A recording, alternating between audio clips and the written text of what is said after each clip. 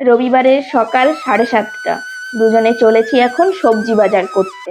অনেক দিন পর রবিবার সকালে একটু ফাঁকা ছিলাম, তাই ভাবলাম নিজের হাতে সবজি বাজারটা করে আসি। বাজারে ঢোকার মুখে দেখি এক কাকা নিয়ে বসছে দেশি মুরগির ডিম। দেশি মুরগির ডিম পাওয়া এখন খুব ডিফিকাল্ট। বাবা অনেক দূর থেকে বলে বলে নিয়ে আসে, তা আবার 13 টাকা পিস দিয়ে নিয়ে আসে। এখানে আমি দাম করলাম 11 টাকা করে পিস বললো বলে দেশি মুরগির ডিম নিলাম, তারপর একটু পুঁই শাক নিলাম। আর এখানে এই যে কাকার কাছে এসেছি, এখান থেকে ম্যাক্সিমাম সবজি আমি নিই। এই কাকার কাছ থেকে শসা, গাজর আর পটলটা নিয়ে নিলাম। ঈদের পরের দিনের বাজার সকাল 7:30 মোটামুটি সমস্ত কিছু খালি হয়ে গেছে। অনেক এদিক ওদিক খুঁজেও টাটকা বেগুন কোথাও পেলাম না। যা দু একজনের কাছে পড়ে আছে একদম শক্ত বুড়ো বেগুনগুলো। আর অনেক খুঁজে এখানে নরম একটু সজনে ডাঁটা পেলাম, একটু সজনে ডাঁটা নিলাম। তারপর এই ঠাকুমার কাছ থেকে রসুন নিলাম। অনেক দরদাম করার পর শেষে 30 টাকায় 1 কিলো ঢ্যাঁড়সও নিলাম। আজকে তেমন কোনো আর নতুন সবজি দেখতে পাচ্ছি না, চলুন মাছের বাজারের দিকে যাই। মাছের বাজারে এসে দেখি তো পুরো খালি, কোনো টাটকা মাছই নেই। এই কাকার কাছ থেকে 300 গ্রাম খয়রা মাছ নিয়ে আমরা চলে এলাম। জ্যান্ত মাছ নেই, আমাদের যে কাকার কাছ থেকে মাছ নেওয়া হয় ওনাকে বললে বাড়িতে দিয়ে যাবে। ফেরার পথে একটু ঝিঙে আর ধনেপাতাও নিয়ে নিয়েছিলাম, একটু কুমড়োও নিয়েছিলাম। আর শেষে বেরোনোর সময় আবার ওই কাকার কাছে এসে একটা 3 কিলো ওজনের তরমুজ নিয়েছি। ব্যাস, আজকের বাজার করা কমপ্লিট। বাড়ি এসে মাকে মাছটা কাটতে বসিয়ে দিয়ে আমি যাব এখন চেঞ্জ করতে। তার আগে ওদের জন্য আবার ডিম সেদ্ধ বসাতে হবে। বাবা যা দেশি মুরগির ডিম এনেছি বলছে আগে এক্ষুনি সেদ্ধ করে দাও। মা মাছটা কাটতে কাটতে আমার ওই কাজগুলো হয়ে যাবে। এবার ডিম সেদ্ধটা ইন্ডাকশানে বসিয়ে দিলাম, বসিয়ে ওটা সেদ্ধ হতে হতে আমি চেঞ্জ করে চলে আসবো। এদিকে এখন 9টা বেজে গেছে প্রায়। আস্তে আস্তে এবার রান্নার ব্যবস্থাও শুরু করতে হবে, ওদিকে আবার সবার জল খাবারেরও ব্যবস্থা করতে হবে। মা মাছটা কেটে ধুয়ে দিয়েছে। আমি এখন একটু বড় সাইজের যে মাছটা আছে সেটাকে বেছে আলাদা করে নিলাম। ওইগুলোকে আলু দিয়ে এখন ঝাল করব।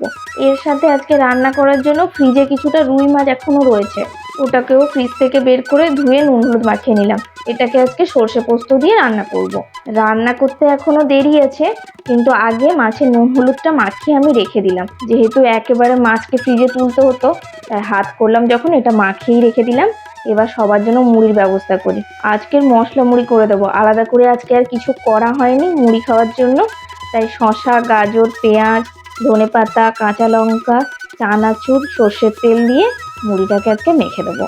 এতে একটু কাঁচা ছোলা হলে খুব ভালো হতো। কাঁচা ছোলাটা কালকে রাতে ভেজানো হয়নি, তাই ওটাই কম থেকে গেল। এরকম মশলা মুড়ি মাখা খেতে কিন্তু বেশ ভালো লাগে। হ্যাঁ, আরও একটা জিনিসের কমতি কিন্তু এখানে আছে, কি বলুন তো? আমের তেল। ওই আম আচারের তেল যদি হতো আরও জমে যেত। আছে বাড়িতে, কিন্তু বাবা যেহেতু খাবে, বাবার কোলেস্ট্রল আছে, তাই ওই সব দেওয়া যাবে না। সর্ষের তেলটাও মাঝে মধ্যে দিই না, আজকের একটু দিয়েছি। অনেকদিন পর একদিন খাচ্ছে, আশা করি অসুবিধা হবে না। এখন আগেই বাবাকে মুড়িটা বেড়ে দেবো। একটা ডিম সেদ্ধ দিয়ে বাবাকে আগে মুড়িটা দিয়ে দিলাম, এরপর আমরাও খেলাম। রান্না বসাবো করছি, সৌরভ এদিকে আবার এক কাকাকে ধরে নিয়ে এসছে। ওই বাড়িতে কিছু পুরনো জামা কাপড় স্টোর করা আছে, ওই পুরনো জামা কাপড়গুলো দিয়ে বাসন কেনা হবে। আমিও এলাম, ওইগুলো সব বের করে দেওয়ার পর কাকা নিজের মতো সমস্তটা বেছে নিচ্ছিল। এই সমস্ত কিছু দিয়ে এই এত বড় একটা বালতি নিয়েছি। বালতিটা কেমন হয়েছে বলুন তো? অনেক দিন এই বাড়িতে আসা হয়নি, উঠানে পাতা পড়ে কি অবস্থা হয়েছে। সৌরভ আবার ঝাঁট দিতে শুরু করলো, বললো তুমি বাড়ি যাও, রান্না বান্না করবে, আমি মনে একটু ঝাঁট দিয়ে উঠানটা পরিষ্কার করে আসি। ও আবার কাকাকে বলে লাস্টে একটা মগও নিয়েছে, দেখলেন তো মগটা? দুটো জিনিসই কিন্তু খুব ভালো হয়েছে। বাড়ি এসে দেখি মা ভাতটা বসিয়ে দিয়েছে। 11টা বেজে গেছে তো, ওই জন্য মা ভাতটা বসিয়ে দিয়েছে।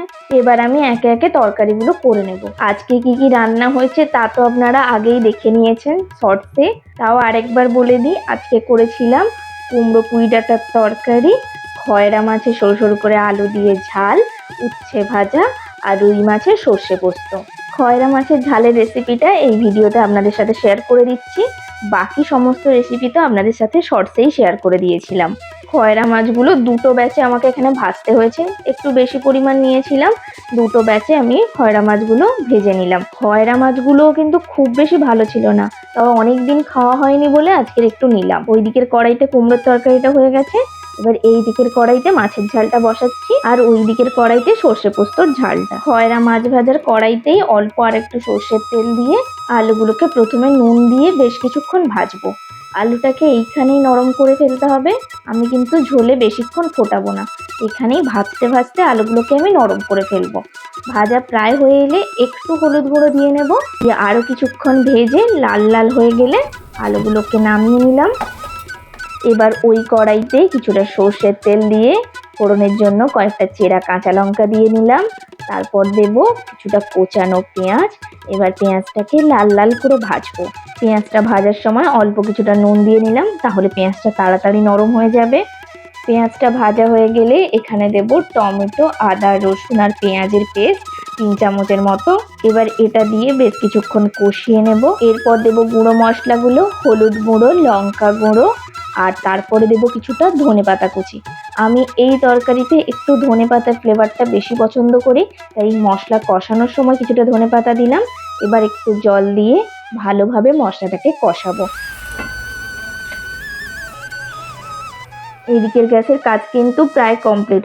সর্ষে পোস্ত দিয়ে রুই মাছ কিন্তু নামিয়ে দিয়েছি, এবার ওদিকের গ্যাস বন্ধ করে দেব। এইদিকে মাছের ঝালটা আগে করে নিয়ে এই কড়াইতে উচ্ছে ভাজা বসাবো, দিলে আমি হাতের কাজগুলো সারতে পারবো। ভেজে রাখা আলুটা দিয়েও মশলার সাথে ভালো করে কিছুক্ষণ কষিয়ে নিয়েছি। এবার একটু জল দিয়ে নিলাম, খুব বেশি জল দেব না, মোটামুটি জল দেব। ভাজতে ভাজতেই আলু সেদ্ধ করে ফেলেছি, তাই খুব বেশি ফোটাবো না। একটুক্ষণ ফোটানোর পর মাছটা দিয়ে আর 1-2 মিনিট ফোটাবো। তারপর আবার কিছুটা ধনেপাতা কুচি আর একটু ভাজা মশলা দেব। বললাম এই তরকারিতে ধনেপাতার ফ্লেভারটা খুব ভালো লাগে, তাই ধনেপাতাটা একটু বেশি দিতে হবে। ব্যাস, তরকারিটা হয়ে গেছে। উচ্ছে ভাজা বসালাম। আজ আসি। অসংখ্য ধন্যবাদ ভিডিওটি দেখার জন্য।